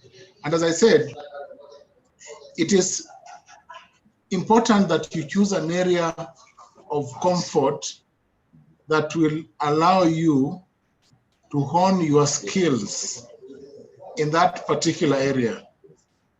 And I think you only get to choose when you have tested, when you have had a touch of practice in those diverse areas.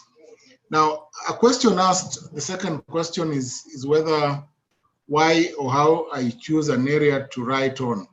I'm often excited by ideas, this speaking as for myself, and I am often attracted to write in areas of controversy or contemporary areas of contemporary questions of law. For instance, you're talking about criminal practice, for instance. You write in areas where courts render certain controversial decisions. So you end up writing in those areas. Conveyancing, I think, has always been an area I've written on because of my traditional interest, in land law and property. And that is why I keep writing. So I keep updating because of that initial interest. It's like, you know, it was my first love and I've kept it. I normally keep those ones. I think it's an important point. Did I hear something about civil society? Civil society is a mixed area. I think for those who are asking that question, I think in Kenya it has died. It is perhaps non-existent. I don't think it is there in Uganda. You know, real civil society as we then used to know it hardly exists in some of these jurisdictions. You know, you have these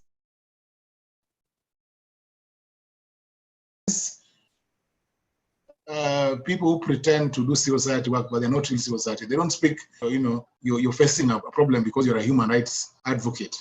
I think we hope that in due course, the real civil society actors will emerge, because nowadays you're either a gongo or you are nothing. You know, you either work with government or you're fished out.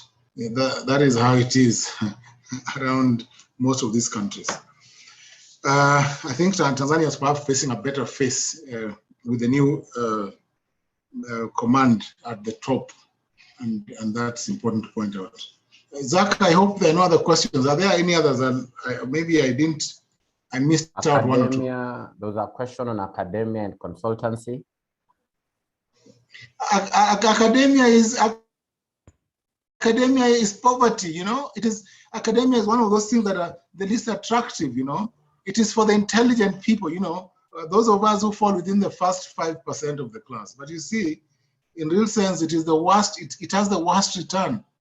Academia is something that I would advise young advocates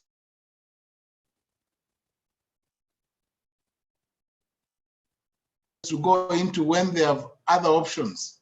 You don't sink your head into academia, as I said. I think academia is, as I always say, it's interesting, but as a professor, my salary at the university is probably what I pay one of my associates, you know.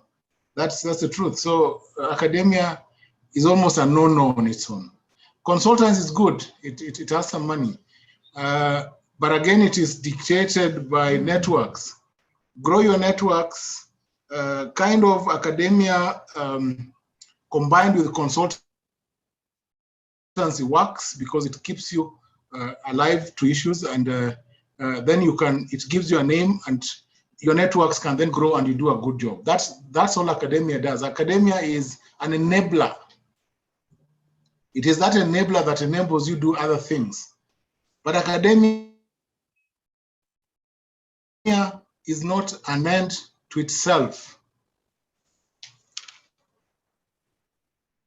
I hope that's it, Zach. Yes, thank you, Prof. Agatha, perhaps you can read your round of questions.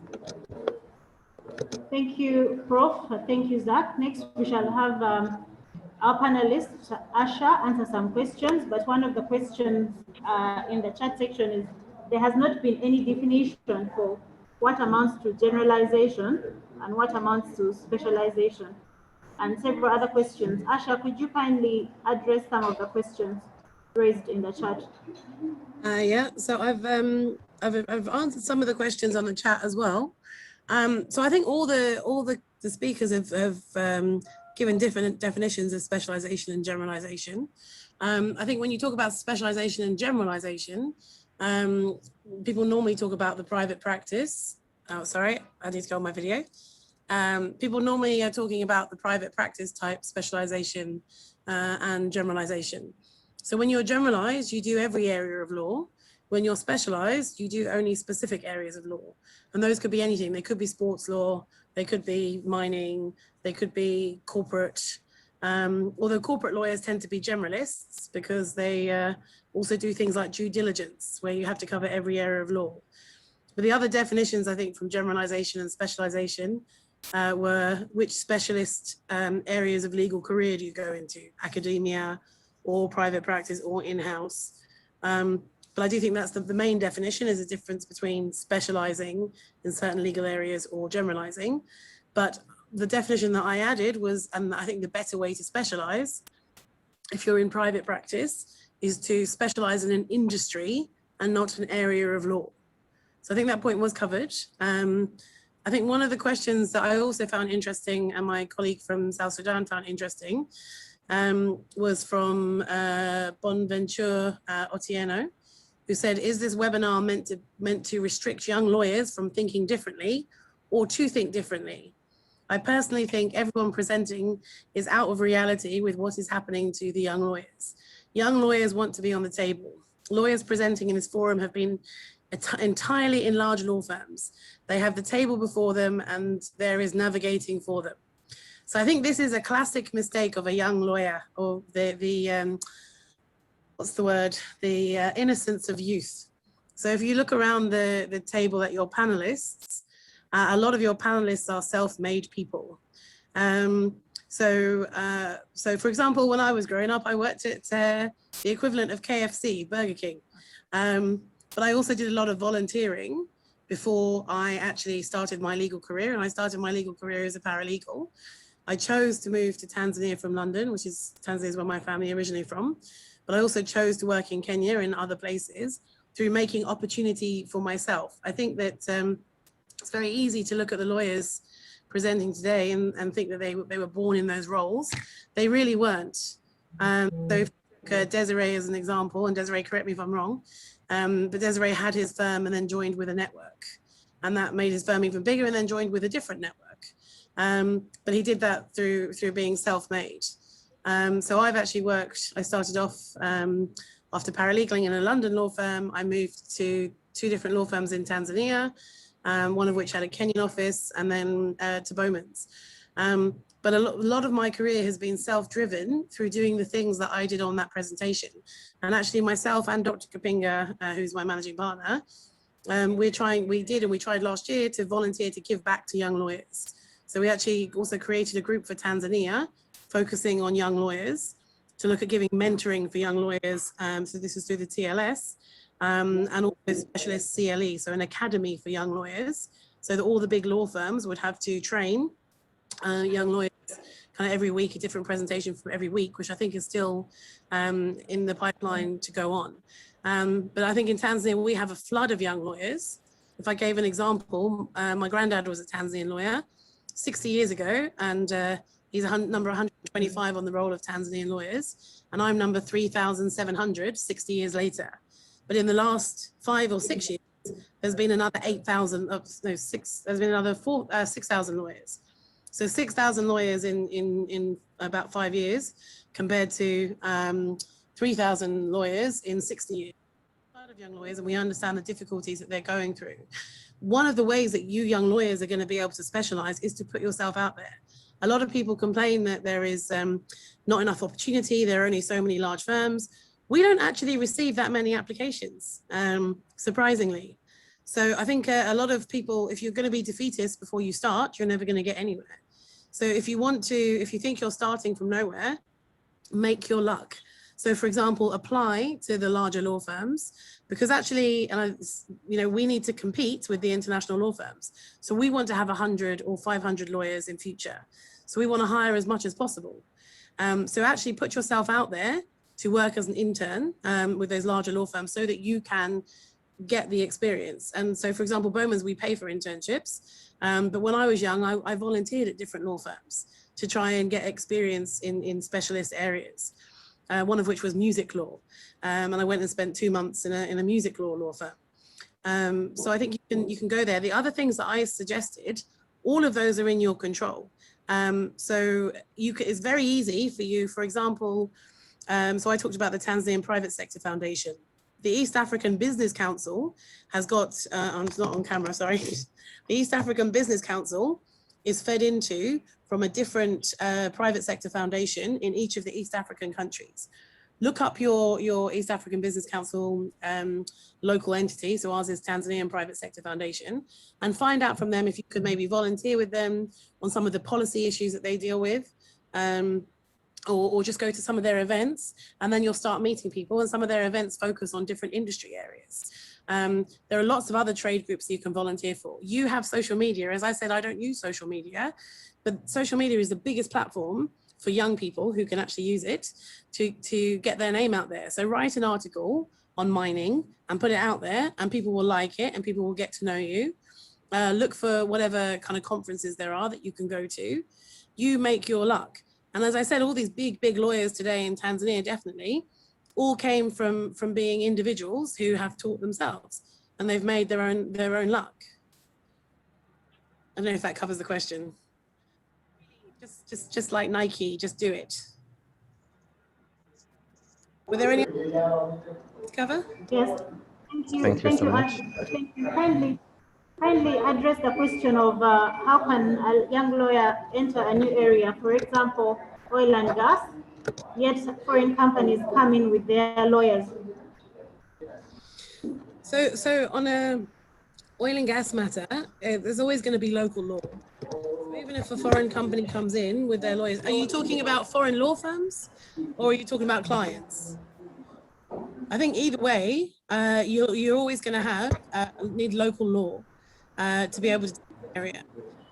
So we do, and in fact, a lot of our work, and I was talking to somebody recently about this, but a lot of our work is with international law firms who have a lot of experience, for example, in oil and gas. And then we would assist with the local law points. Now there is that trend will only end with the international law firms coming in if the local law firms become. And so far in East Africa, the only country that's really achieved is Kenya, where they have these very large law firms. And you're seeing gradually that when these big, large project mandates come in, it's the Kenyan law firm only on the mandates. But we can only change that by growing the law firms and specializing, because those large law firms are all specialized. So you have a man who only does oil and gas. Huge advantage of working with an international law firm to actually learn from them. So there's big Kenyan law firms who are now doing it by themselves, worked with the international law firms for several years, and they even seconded some of their people to international law firms in the UK or America. And now they can do it themselves. And I think there's also local content laws, for example, in Tanzania, to do mining or oil and gas, you have to be a Tanzanian lawyer, which is also helping to level the playing field. But as Sim had said, you have to act in the best interest of the client. So actually, it's often in the best interest of the client that somebody who's done 100 oil and gas deals from an international firm is also working with you on it, and you learn from them. But you need to actually make relationships with those international law firms. And actually, if you see some of the big ones like Slaughter and May, Clifford Chance, they have like an Africa annual conference that's actually now online because of COVID. You can actually approach international firms and say you want to get to know them better. And many will be very interested in hearing from firms in our jurisdiction.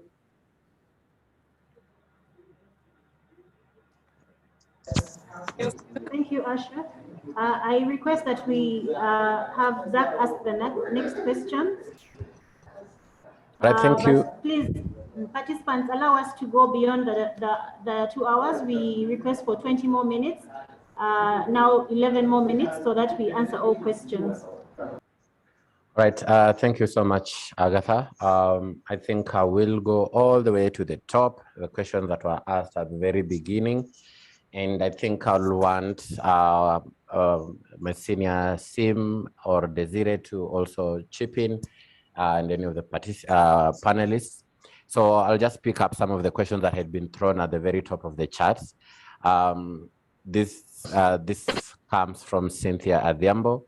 Hi, what advice would you give to those considering enrolling for their masters? Is it wiser to go for a general LLM or specialize from the onset? Then the other part was a comment from Michelle up here. Too many lawyers get short-sighted advice about whether they should specialize and what that means. There are substantive areas such as legislative drafting, tax law, intellectual property law, sports law, just to mention but a few, where specialization is almost a necessity. So how then do you strike a balance in this? Being alive to the harsh economic burden that young lawyers experience, because sincerely, at this point, you're just trying to earn a living. So, Sim, I don't know if you're there, please. Perhaps you can also speak Yes, to sir. that. Thank you. Thank you. Perhaps you can speak to this. Okay, thank you very much. I want to speak to I'll start with the second question, the one about legislative drafting was something that is out of the box because of the view that you definitely should not specialize when you're starting out. And even if you do choose to specialize, don't specialize in one area, specialize in about 4 or 5 big work on. 2, the level of specialization required in our market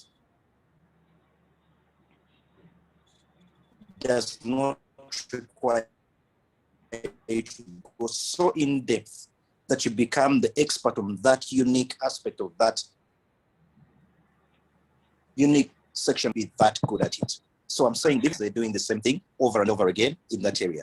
So if you're interested in doing something unusual like sports law, which might not necessarily be able to give you the kind of rewards that you get because of the harsh economic reality, then my only advice to you is be able to say, this is my specialty, I like doing this, but still be open to doing other work, which is in the general area, and then try to partner with people who are doing something different so that when your specialty is low, at least you've got a partner who you can balance with. If you're not able to do that as a young lawyer, it might be very difficult for you to make ends meet. And I'm already starting from the perspective of you still need to be able to put food on the table. So please don't rush to lock yourself out of an area just because it sounds sexy to say, I'm doing tax law. If at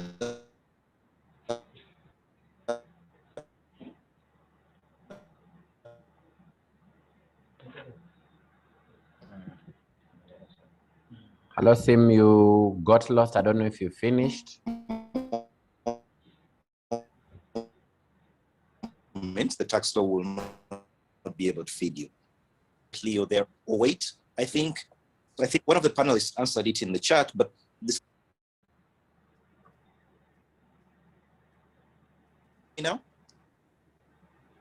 sorry, I don't know if it's good.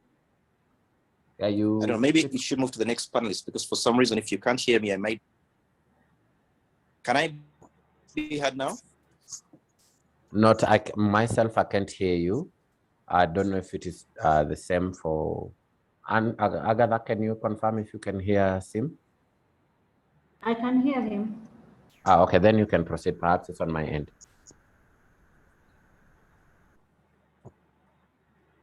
Okay, sorry. I was saying for the law school, pick something that is a bit wider so that you don't pigeonhole yourself in a particular area. But secondly, if you do it a bit later, maybe then you can pick the area of interest. However, I have found that the master's degree, it's good to have it, but I've not found too many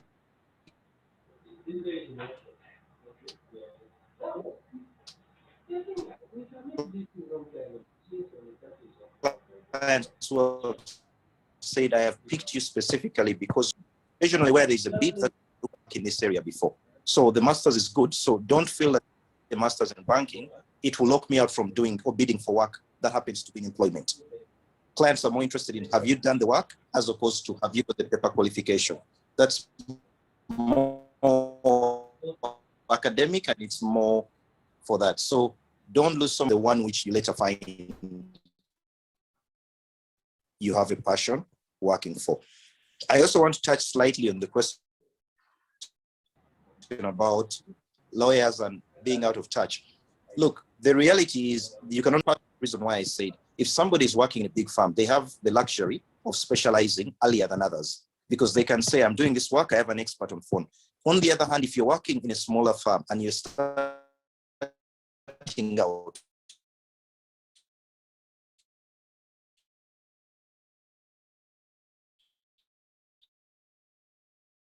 you don't have that same luxury. The nearest you can come, put together a team where you say, I might be working in my small firm, but I know somebody who's working in the create your own virtual big firm, and be able to say, you can get the specialization in all the different areas. That for me would be the cheapest way to say, I specialize, but I've built a network that allows me to call upon other people outside my firm as and when my client requires me to provide that service. So I will end again by saying, if you're going to specialize, your answer for specialization should be a specialist in the sense that you can solve whichever problem your client is asking, either yourself or by knowing and having colleagues who you can call upon to support you for the area where you are not as good.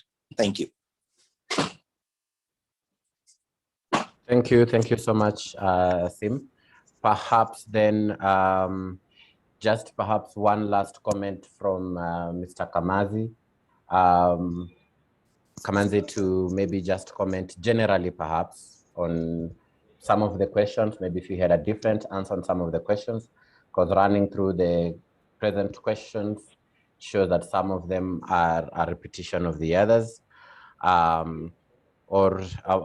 There's one here on the question, what are the chances of international students to be or to do an internship in Kenya, Tanzania, Zimbabwe, and doing an LLM in South Africa? So perhaps, Mr. Kamanzi, I can invite you to just make general comments, maybe for the next 2 minutes as we tie down this session. Thank you, Zach. I mean, if I could quickly respond to the question of the Zimbabwean friend trying to see whether he could intern in one of the law firms in Kenya or Tanzania. Most of the time, when in a law firm we're accepting internships, it's mainly because we see a potential in that candidate, because there is time devoted to training him or her. So most of the time, depending on the regulatory aspect, whether an international student or a Zimbabwean can practice in Kenya or Tanzania, which I think will be a no, it will be difficult for law firms to welcome you and train you, devote time in training you in Kenya or Tanzania. Yes, you could be having an expertise they don't have, but I think it will be a difficult bargain, for you to get internship over there. So a general comment, to the various questions asked, I really think I would advocate, for our young lawyers to try to really see themselves as evolving into a law firm which is organized, where you start as junior, you grow, you gain experience. You can actually, depending on opportunities available, sometimes you could actually go for further studies, come back to your law firm, or you could go for short courses like, Asha was suggesting. All of those are really things that build you. They build your offering, they build your expertise, and you continue, mastering certain areas, and then you create your own expertise and market and niche, which is definitely what will, set you to a certain standard and to a certain area, and allow you to thrive in legal practice. All right, thank you so much. Thank you so much, Mr. Kamanzi. Mr. Lejukole, in 30 seconds, general comment and advice, 30 seconds. Thank you very much. What I want to say to the young lawyers is that it is unprofessional to give inadequate advice to your clients. It is always good as a young lawyer to consult. If you do not know an area, or if you have little knowledge about an area, consult. And when it is a specialist area, please refer to your colleagues. Thank you very much. Thank you so much. Professor Tomojenda, if you're still there, 30 seconds, one last statement. Prof? As Prof sorts himself out, Asha, one last statement. Oh, that's tough. I like Miriam's comment, Miriam Miner's comment. There is the recommendation for the legal system that during the pupillage, the School of Law should make it compulsory for students to do areas of training in 5 different areas. I actually think that as bar associations, we're letting down young lawyers, because as I gave the Tanzanian example, in Tanzania, you only do, I think it works out as like 14 weeks altogether, or 15, 16 weeks of experience in a law firm and a government body when you're in law school, but then you can go and open your kiosk. So I learned the word kiosk today. So you can go and set yourself up before you've ever been supervised. And I think that lets down the profession. So when I trained in the UK, you had to do 2 years of training with a law firm before you could even be admitted to the bar. And I think that's actually a much better system, because it means that all the law firms are pressurized to take juniors, otherwise there won't be any lawyers coming into the system. And it means that all the young lawyers are actually getting properly trained and a chance to see what areas they could specialize in before they go off on their own. And in fact, the UK system also requires you to be, after 2 years of training, to be 3 years qualified. So altogether you have 5 years of supervision before you can be a partner in your own firm. And I think we need to do something like that to really help the young lawyers. Thank you, Asha. Prof, I see you've sorted your microphone, 30 seconds.